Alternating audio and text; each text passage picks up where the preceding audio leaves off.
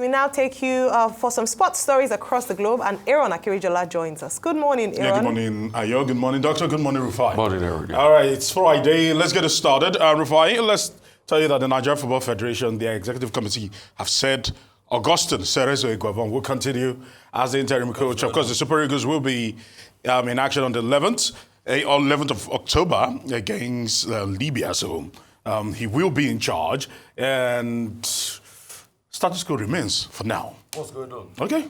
They haven't gotten a coach. That's what it means. Okay, moving on from there, let's tell you that for the women, Justin Madugu would actually be the one to step in and gaffer the 9-time African champions. So let's see how things actually go at the moment. The Super Eagles and the Super Falcons are without a permanent coach. Away from that, some good news in the fight against racism.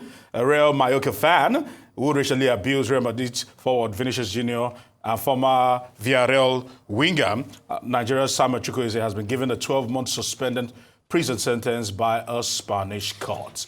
But in the meantime, let's turn our attention to how things are playing out in the FASU game going on in Unilag, as Team Unilag women in the 4x100 and 4x400 relay actually won gold. So kudos to them. But the Ghanaian universities are actually blitzing the trail, and they are doing very, very well. We'll still monitor how things play out there. In the US, the UFC has said that they've agreed to pay $375 US dollars, about 283 pounds, to settle decade-old lawsuits against former fighters that went against the UFC, claiming that they breached or suppressed wages and also violated US antitrust laws. So good one there, because Dana White and the whole gamut in the UFC machine were trying to keep everybody under lock and key. I'm happy this has come out, but how much that would come out to when you actually distribute it amongst these former fighters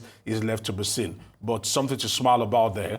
And quickly, in New York, let's tell you that Serena Williams' husband has decided to sponsor a track and field event that would actually bring quite a lot of money to athletes. Yeah, because Alex, he's been doing very well with this, and it's actually taken off with a bang. And finally, because of time, I wanted to focus on this story because it was a little bit controversial. This man on the screen, his name is Angel Torres, all right, the Getafe president, and he has voiced his disapproval over a Nigerian statement about racism. And if they can help us press it further, and Christos Uche, of course, plays for Getafe at the moment, this is what the president had to say. Then I will not play the the interview that was being granted by ESPN. This is what he said. He has made a complete mistake. I will talk to him. I haven't seen the full interview. I don't want to justify it, but someone doesn't speak Spanish, who has a microphone placed in front of him, it seems to be the journalist that is more at fault. Talking about the boy saying that he has been racially abused time and time again in his 1.5 months in the Spanish Premier Division. This is what Christos Uche had to say about his time in Getafe. First 2 matches or 3 matches in La Liga, I saw it with my eyes. The referees, they are so bad. They are so bad. They will kick me. The referee will just say I should stand up. No, it's far. You have to blow it. But if they kick another person, the referee will just blow it, and it's so painful. It's so painful, and you cannot do anything, and you don't have any power, because the referee has power to do anything he wants to do. No, he has to stop it. Me, I will fall down. They will kick me, and I will fall down in the front of the referee, and the referee will not do anything. No, it's not good. Both the fans, some of the fans, you will be hailing you, negro, you and this, that. No, it's not good.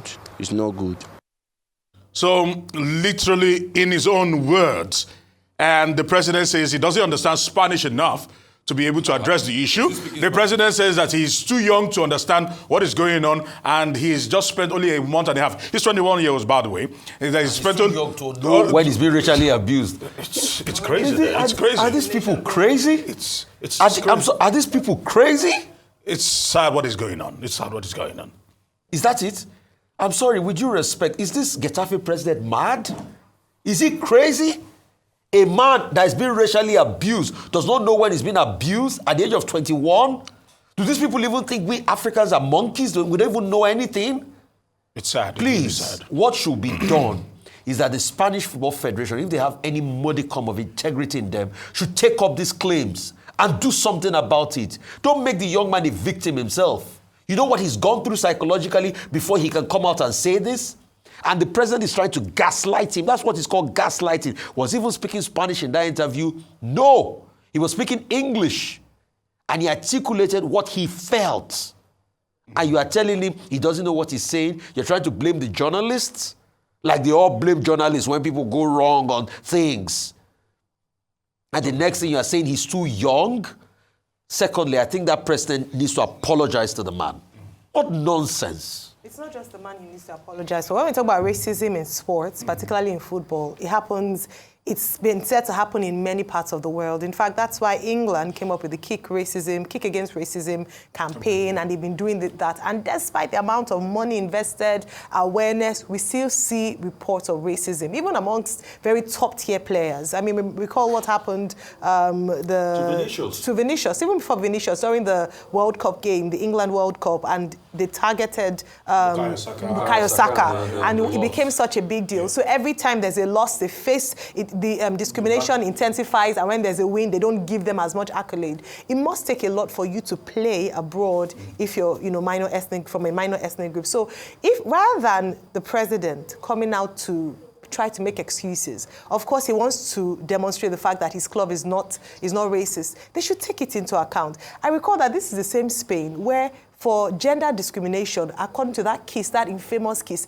they took it up so well. Yeah. And so when you talk about discrimination, it's not just on gender basis, even on the platform of race. So I want to expect that in Spain, they don't have two different sets of rules for when it has to do with gender, and then now that it has to do with race. They need to protect footballers, sports people out there who have faced a lot under these circumstances. Okay, racism is a major problem in sports. Racial discrimination, vilification of persons on the basis of gender or color. And this is the latest development. It's as old as the history of sports. You remember Jackie Robinson, baseball, rugby, basketball, football, tennis, even tennis, before Tiger Woods showed that, in fact, black people can excel. And there have been many cases like that. But the important thing is that the International Federation in many of these games, we seem to be addressing it. You have the Show Racism, the Red Card movement. You have Racism Breaks the Game movement. And I think that in this particular case, the gentleman involved, the 21-year-old footballer, we should praise him for having the courage to speak his mind, to speak up. Because oftentimes, some people tolerate it, but you have to speak out so that the matter can be addressed. As for Nigeria, Augustine Eguavoen, well, some clarity now that he will continue to be the interim manager when we're going to face Libya next. So we can only wish him well. And we hope that the NFF, Nigerian Football Federation, will make up his mind quickly about what they want to do going forward in terms of engaging managers for these football teams. Finally, Eddie Hans is saying Anthony Joshua is likely to face Tyson Fury or a rematch with Daniel Dubois. Play that against the background of people saying Anthony Joshua has had a good run since emerging as 2012 Olympic champion for Britain. And that maybe he should retire, find a role in Nollywood, or Nollywood, or